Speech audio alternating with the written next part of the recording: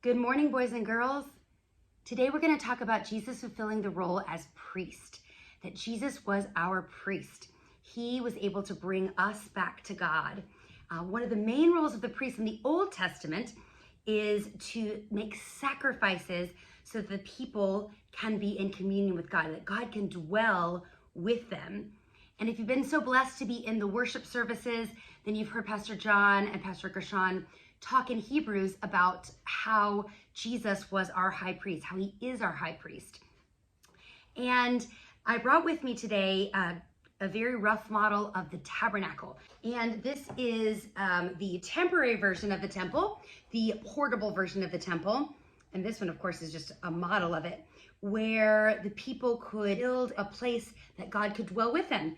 And you'll see here the gate comes in from the east, and there was all kinds of different altars, and the priests would make sacrifices for the people to atone for their sins, to pay for their sins, to make what they had done wrong right again with God. And this building right here, it's kind of covered with lots of different layers, but under each of these layers, eventually, you will find the holy place. And there's two parts to it. Holy place and a holy of holy place.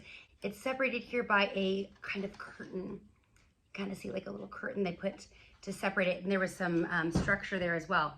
And the priest would wear special garments. The priest, in the Bible, we've been talking about how Jesus is our prophet, priest, and king.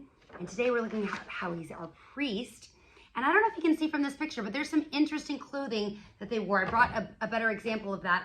They would wear a breastplate, and not the kind of armor that we've been talking about, the armor of God. This is a breastplate that represented the tribes of Israel, because they were there to atone for the sins of the people, of God's people.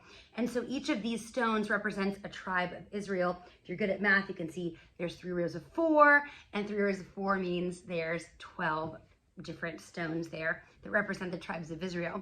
And the priest would offer sacrifices, and then one of them would be chosen, just like Zechariah was, for the Christmas story that we learned, to go in and make the final atonement in the Holy of Holy Places.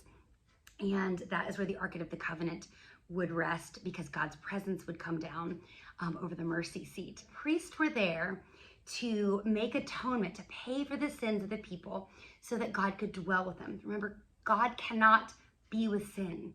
Jesus was different than all the other high priests, because all the other high priests also had sins that they had to atone for while they were atoning for all these tribes of Israel. Like, they had to do that at the same time.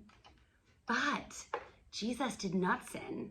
And so he was able to be the sacrifice, that perfect sacrifice, so that we could be back, we could dwell with God. And we can dwell with God because of Jesus, our final and perfect sacrifice.